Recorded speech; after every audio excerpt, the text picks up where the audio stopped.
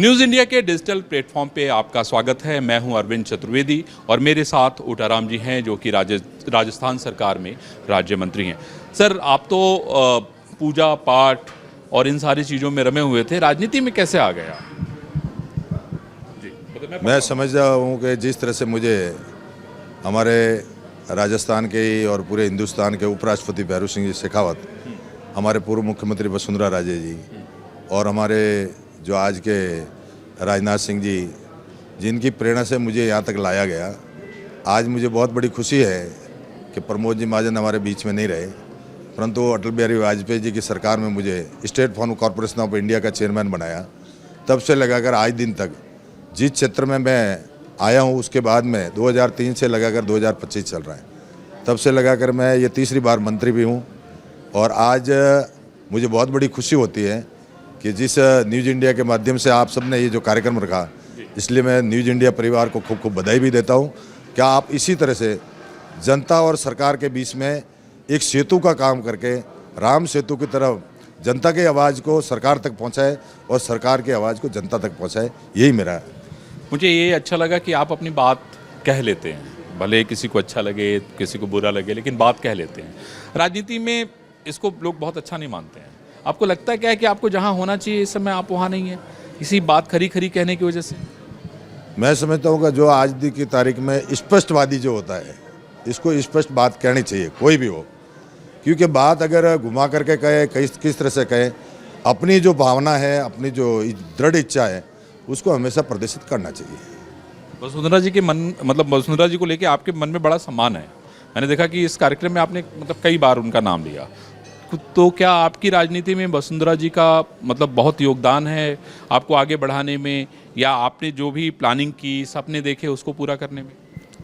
मैं समझता हूँ, मैंने आपको बताया कि देश के उपराष्ट्रपति जी भैरू सिंह जी शेखावत जब मेरे बाली में चुनाव लड़ना आए थे, तब से लगा करके आज मुझे जिस उंगली पकड़ के यहाँ तक लाया गया, तो उसमें मैं सबसे अगर श्रेय किसी को देता हूँ तो भैरू सिंह जी शेखावत को देता हूँ। हमारे माँ महिम थे।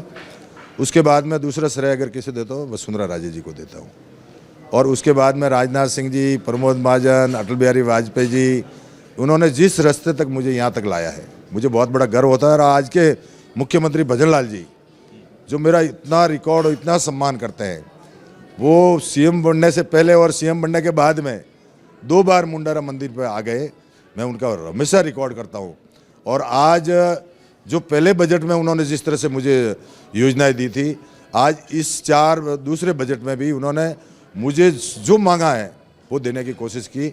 और मैं जिस क्षेत्र से आता हूँ, वहाँ medical college, agriculture college, veterinary college, और अभी परसों ही मुझे गर्व है कि हमारे केंद्रीय विद्यालय जो सेंट्रल गवर्नमेंट ने मुझे भेजा है, उसके लिए भी मैं उनको बधाई देता हूँ।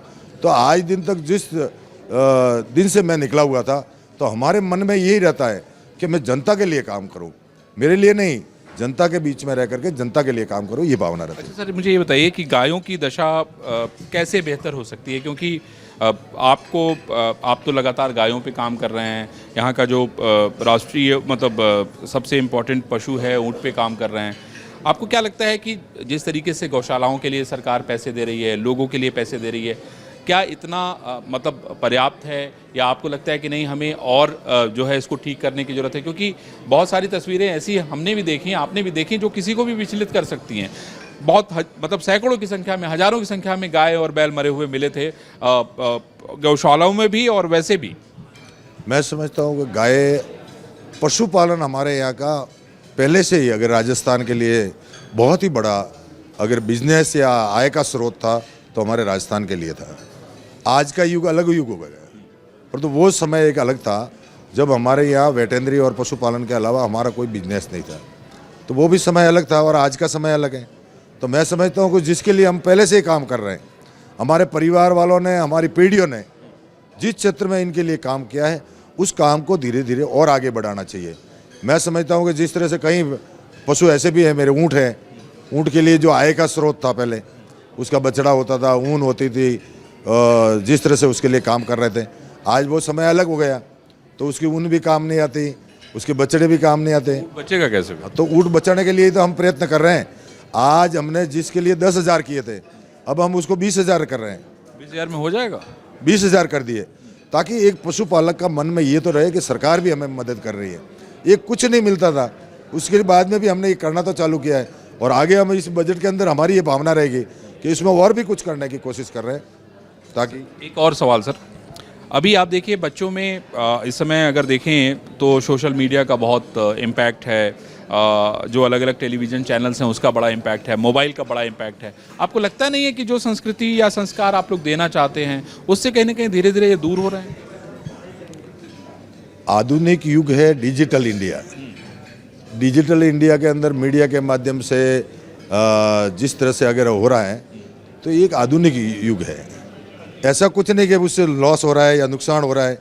मैं समझता हूँ कि आने वाले समय में ये भी हिंदुस्तान के अंदर ज़रूरी है कि आज पूरे व्हाट्सएप के माध्यम से, ट्विटर के माध्यम से अपन जो काम कर रहे हैं वो एक अलग है, परंतु अब जिस क्षेत्र में अपन काम कर रहे हैं वो हमारे लिए बहुत ज़रूरी भी है। चलिए, मैं समझता हूँ कि बड़ी बेबाक बात करते हैं और भविष्य इनका बड़ा उज्जवल है क्योंकि साफगोई के साथ बात करते हैं। लेकिन इनको मैं एक बात बताना भी चाहता हूँ कि राजनीति जो है ना बड़ी अतरंगी है, बड़ी सतरंगी है। राजनीति के ढेर सारे रंग हैं, बहुत सारे रंग हमें पता नहीं चलते हैं और राजनीति में हर रंग को पहचानना ही जो है राजनीति के सफलता के लिए आवश्यक होता है। आपने न्यूज़ इंडिया 24/7 से बात की, आपको धन्यवाद। Thank you.